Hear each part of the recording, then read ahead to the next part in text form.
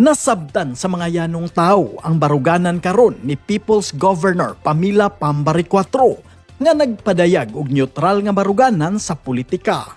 Ang gobernador sa pagkakaron nagpakahilom una, wa pa maghisgot sa politika para sa 2028 presidential elections.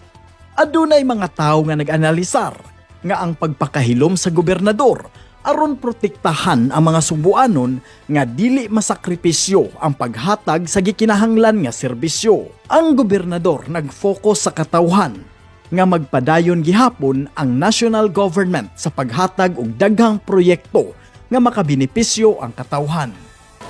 Maayo sa dili sa kuan, mapil ba? Alam ko suan pa siya daghan nga kuan.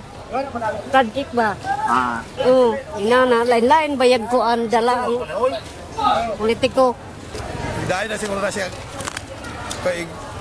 dahil naging eleksyon na po sa pan siguro. Kung di pa siya mo pangyarang pagawas asa siya.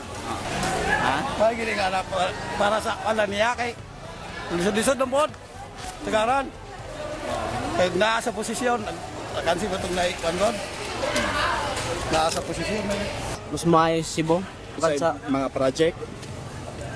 Daghan sa mga Subuanon nagpasalamat sa bag-ong pamaagi sa liderato ni Governor Pambari IV tungod kay ilang nakita ang dako nga kausaban sa Kapitolyo nga usa na karon ka mahigugmaon nga naglantaw sa kaayuhan sa katawhan. Ako si Monching Auxtero sa bag-ong liderato manginlabot magpakabana tungod kay ato ang Sugbo.